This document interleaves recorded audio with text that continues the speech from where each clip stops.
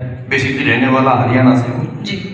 और जैसा कि आपको शायद बताया भी होगा रोशन सर ने और कि हम एक साइड बिजनेस या मैं ये कहूँ कि समाज सेवा के रूप में हेल्थ अवेयरनेस प्रोग्राम चलाते हुए और एक लाइफ में एक साइड इनकम के रूप में एक्स्ट्रा अपॉर्चुनिटी के रूप में हम लोगों के साथ चर्चा प्रचार करते हुए एक अच्छी इंडस्ट्री में काम कर रहे हैं और एक नई सोच और एक नई थीम पे हम काम कर रहे हैं, जिसमें आप जैसी महिलाएं भी हमारे साथ मिलकर के एक बेहतर सहयोग कर सकते हैं, प्लस अपने परिवार अपनी लाइफ में एक अच्छा बदलाव भी कर सकते हैं। तो मैं आपसे जानना चाहूँगा थोड़ा आपका परिचय, आपका नाम क्या करते हैं फिलहाल? जी, मेरा नाम तो रोशनी शर्मा है और अभी मैं हाउसवाइफ हूँ और साथ ही में पार्ट टाइम में भी मैं मेकअप आर्टिस्ट का भी काम करती हूँ। बहुत बढ़िया, भी शुक्रिया सबसे पहले तो मैम। और रियली खुशी हुई मुझे इस बात को जान करके कि पहली बात आप हाउसवाइफ हैं और दूसरी बात है हाउसवाइफ भी हैं, ठीक है, आप हाउसवाइफ हैं। और खुशी से नहीं हुई रोशनी मैडम कि एक छोटी बात करें, वैसे तो हिंदुस्तान जो है वो पुरुष प्रधान देश है, ऐसा ही बोलते हैं, सही है ना। और एक बात हमने सुनी कि हर महिला की कामयाबी के पीछे एक मर्द का हाथ होता है, लेकिन अगर मैं इस बात को ऐसे कहूँ कि मैं भी एक मर्द हूँ और मेरा भी घर परिवार है, तो मैं ये कहूँगा इस दुनिया में जो भी बड़े से बड़ा बिजनेसमैन है, जो भी बड़े से बड़ा कामयाब खिलाड़ी है, जो भी बड़े से बड़ा पॉलिटिशियंस है और जो भी बड़े से बड़ा व्यापारी है, वो अगर आज अपने फील्ड में खिलाड़ी, मैदान में पॉलिटिशियंस, समाज में एक व्यापारी, बिजनेसमैन मार्केट में और एक नौकरी वाला, दुकान वाला अपनी दुकान और जॉब में अगर खुल के परफॉर्म कर पा रहा है, बड़ा काम अगर कर पा रहा है, ज्यादा समय अगर दे पा रहा है और बेटर परफॉर्मेंस दे पा रहा है, तो मैं उसके पीछे सबसे बड़ा कारण ना घर की महिला का है। क्यों?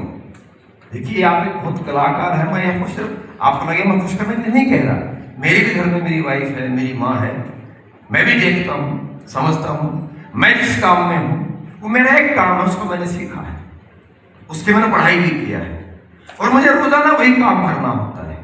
मेरा एक ऑफिस है, जॉब है, मुझे अपने स्टाफ के लोगों से मुलाकात करनी होती है, सेम कल्चर के और सेम पर्सनैलिटी के और सेम एजुकेशन के। लेकिन आप मैं रियली बता रहा हूँ कि एक हाउसवाइफ होना ये किसी भी आम इंसान से कई गुना बेटर क्वालिटी का काम है, हर किसी के बस की बात नहीं है। क्यों? क्योंकि एक हाउसवाइफ के नाते घर में नेक्स्ट जनरेशन आपसे बड़ी उम्र के आपके सास ससुर भी होंगे, हमसे पीछे अगली जनरेशन छोटे बच्चे भी होंगे, और आपकी जनरेशन में आपके हस्बैंड हैं तो सिंपल सी बात है, शायद आपका देवर, शायद आपका जेठ, जेठानी, देवरानी भी होंगे। उस घर के अंदर परिवार में सबका अलग अलग खाने का टेस्ट है और सबका अलग अलग नेचर है। देखेंगे ये सुनो, सबके नेचर को समझना और सबके टेस्ट के अनुसार उनको खाना देना और उनके नेचर के अनुसार उनकी दिनचर्या सबके अलग अलग है। जो घर के बुजुर्ग हैं वो समय से खाना खाते हैं, बच्चे हैं बहुत लेट खाना खाते हैं। बुजुर्ग हैं घर में सबसे पहले उठते हैं, बच्चे हैं जो बड़े हैं वो बाद में आराम से अपने काम के अनुसार उठते हैं। उनके साथ अपने आप को कोऑपरेट कराते हुए, मैनेज कराते हुए सबको मैनेज और मेंटेन करना।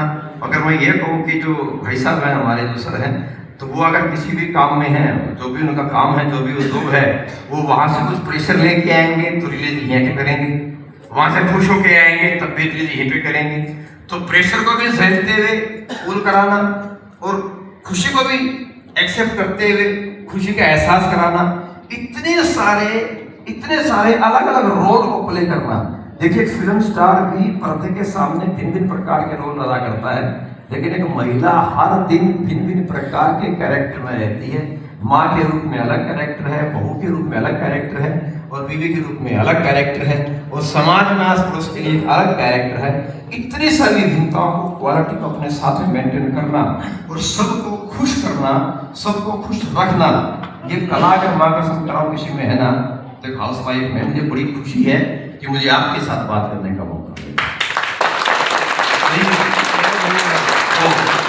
हाँ जी, मैं चाहूँगा कि जब आपके पास इतनी सारी कला है, आप इतनी चीज़ें मैनेज कर सकती हैं, मेंटेन कर सकती हैं, तो मैं ये भी समझता हूँ कि आपको देख करके कि आप पक्का ये भी चाहते हैं कि आपका परिवार जो फिट रहे, आपका परिवार हिट रहे और आपका परिवार स्वस्थ रहे और परिवार के सभी सदस्य स्वस्थ रहे। हाँ ना, देखिए परिवार का फिट रहना, स्वस्थ रहना सबसे बड़ी बात पहली महिला के हाथ में होता है, क्योंकि खाना कंट्रोल महिला के हाथ में होता है। आप कैसा खिलाएंगे, हेल्दी खिलाएंगे या कैसा खिलाएंगे, कैसी डाइट देनी, सब आप पे निर्भर है। अगर घर की महिला को अगर ये ज्ञान हो जाए कि खाने में क्या खाना, किस प्रकार कब खिलाना चाहिए और कौन सा खाना हेल्दी है और कौन सा खाना हेल्थ के लिए नुकसानदायक है, अगर ये ज्ञान घर की महिला को हो जाए ना, हाउसवाइफ को, तो मैं कह रहा हूँ हर घर का सदस्य सुख होगा, खुश होगा और सुखी रहेगा और फिट रहेगा। तो आपके जैसी जो आपकी पर्सनैलिटी है और जैसी आपकी जो सोच है और जैसा आपका जो काम है, हमारे पास आपसे ही समझ में कहूँ कि शायद आप ही के लिए बना है ये काम जो गलती से मिला मुझे है। तो हम आपसे जरूर इस हेल्थ से संबंधित आपको डिस्कस करना चाहेंगे, इसमें आपका पूरा योगदान है, आपकी पूरी रोल आपका है। तो मैं समझ सकता हूँ कि आप बहुत गंभीरता से हमारी बातों को सुनेंगे भी, क्योंकि आपका रोल ही ये है और अपना रोल आप मुझे पता है, आज तक आप हमेशा अपना रोल ईमानदारी से बेहतर तरीके से निभाते आए हैं। सही है। और इसी के साथ जैसा कि मैं आपको देख के समझ पा रहा हूँ कि क्या आप कभी कभी सोचते हैं, आपको मन करता है कि हाउसवाइफ होने के नाते मैं भी अपने घर परिवार को संभालने में, चलाने में, हस्बैंड क्या करते हैं? अच्छा, बहुत बढ़िया। तो जैसे सर को चलाते हैं तो आप भी कभी सोचते नहीं, मन में तो आता हुआ आई थी कभी कभी कि मैं भी कुछ ऐसा करूं कि मैं भी अपनी नॉलेज को बेहतर रखूं और मैं भी कुछ ऐसा करूं घर में कुछ एक्स्ट्रा आमदनी के रूप में अपने परिवार को सहयोग कर पाऊं। कैसा विचार आता है बिल्कुल? तो बिल्कुल मैं थैंक यू रोशन सर, आज आपने मेरे को सही पर्सन से और सही महिला से मुलाकात कराई है और मुझे बड़ी खुशी है। और सर इससे कहीं ज़्यादा खुशी मुझे आपके साथ अगले 35 से 45 मिनट ये हमारा जो सिस्टम कॉन्सेप्ट है, हम जिस समाज सेवा में काम कर रहे हैं उस चर्चा करके होने वाली है। तो मैं चाहूँगा बहन जी, ये बहुत गंभीर विषय है और आपके लिए है, आपका रोल है, तो मैं चाहूँगा बिल्कुल इसके अंदर 1 मिनट का भी डिस्टर्बेंस ना हो, कोई किसी प्रकार की खलल ना डाले। इसके लिए मेरा आपसे विनती है, अगर आपका मोबाइल फोन आप साइलेंट मोड पे कर दें। कैसे हैं?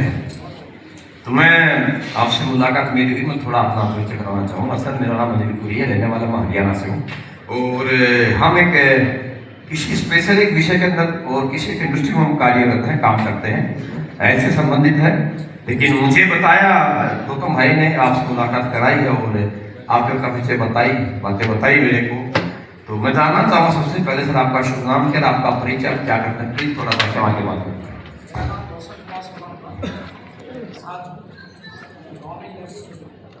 सर सबसे पहले तो सर आपको अगेन दोबारा से सर हाथ जोड़ के नमस्कार सर, बहुत बहुत। और हम तो एक बात सुनते आए सर बचपन से, स्कूल टाइम से, और देश के बारे में जय जवान और जय किसान, सही है। तो सीमा पे जवान और गांव में देश में किसान, इन दोनों का योगदान है। सीमा वाला सुरक्षा करता है और खेत वाला रक्षा करके पेट पालता है, सही है।